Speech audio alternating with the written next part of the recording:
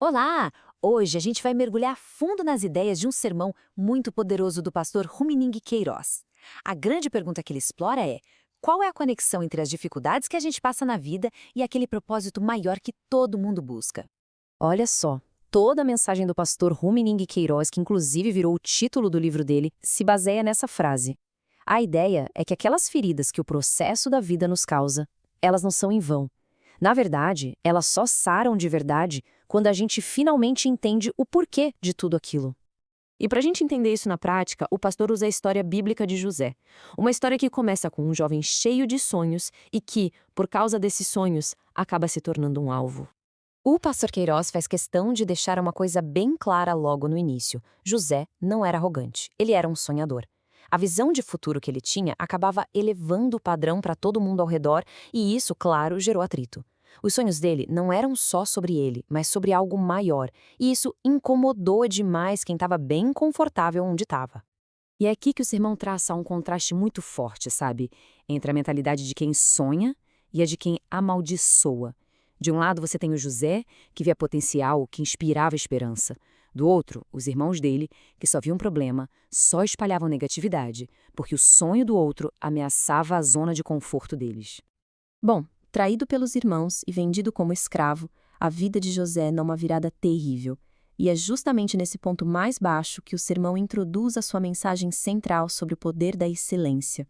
Lá no Egito, como escravo, José começa do zero absoluto. Ele fica encarregado de fazer as coisas que ninguém mais queria. Naquele momento, ele não tinha nome, não tinha posição, ele só tinha trabalho. E é aqui que a gente vê o argumento do Castor Queiroz ganhando vida. José faz cada tarefa, por mais simples que fosse, com uma excelência tão impressionante que se tornou impossível não notar. Ele não trabalhava pelo salário, até porque não tinha, mas por quem ele era. A qualidade do trabalho dele falou muito mais alto que a sua condição de escravo. E assim ele começou a ser promovido. Então, o ponto central do sermão é exatamente este. A excelência, segundo o pastor Queiroz, é um princípio que atrai favor, que atrai estratégia divina. Não importa de onde a pessoa começa. O que realmente importa é como ela faz aquilo que precisa ser feito. Mas como a gente sabe, a história não é tão simples. Justamente quando José chega no auge ali na casa de Potifar, a integridade dele é colocada à prova. E isso leva ao ponto mais fundo do poço que ele já tinha chegado. Pois é, ele faz a coisa certa, ele resiste à tentação da esposa do seu chefe, mas o resultado disso é uma injustiça tremenda.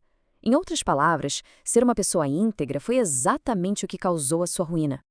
E aqui o sermão joga uma pergunta no ar que mexe com a gente, né? Porque destaca essa contradição. O que acontece quando fazer o que é certo leva ao pior resultado que se pode imaginar? Qual é a recompensa por ser correto?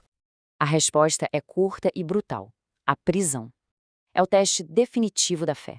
É quando agir com justiça leva à desgraça. É o fundo do poço, aquele lugar onde parece que a esperança não sobrevive. E mesmo assim, mesmo nesse lugar de desespero, o texto bíblico repete uma frase-chave: o Senhor estava com ele. O sermão destaca isso para mostrar que havia um propósito até no sofrimento mais profundo. O endereço mudou, mas a companhia divina permaneceu a mesma.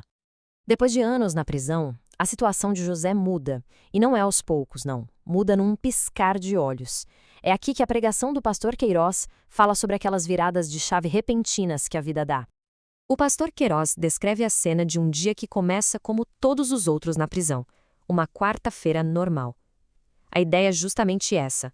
A mudança que vira nossa vida de cabeça para baixo muitas vezes chega sem avisar, num dia que parecia que ia ser igual a todos os outros.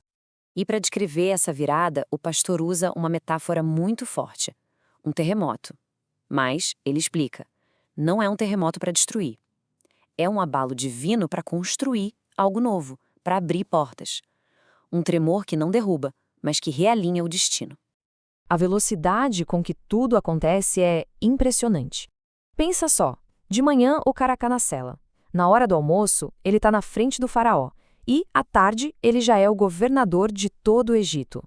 Anos de sofrimento e de processo são revertidos em questão de horas. E agora, na parte final, o sermão amarra todas essas pontas, mostrando como cada pedaço daquele processo doloroso foi, na verdade, fundamental para que o propósito final se cumprisse. Então, a lógica central do sermão do pastor Queiroz é essa. Nada daquilo foi por acaso. Cada dificuldade, cada traição, cada dia na prisão foi uma preparação.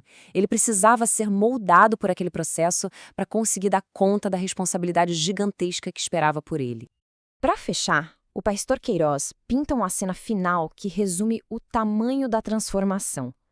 Ele imagina José, agora governador do Egito, voltando à prisão só para buscar suas coisas, tentando explicar para os outros prisioneiros o que tinha acontecido.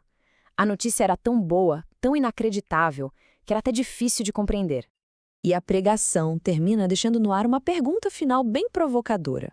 Se todo o processo nos prepara para um propósito, o que será que o processo que a gente está vivendo hoje está preparando? É um pensamento que muda tudo, que ressignifica as nossas lutas.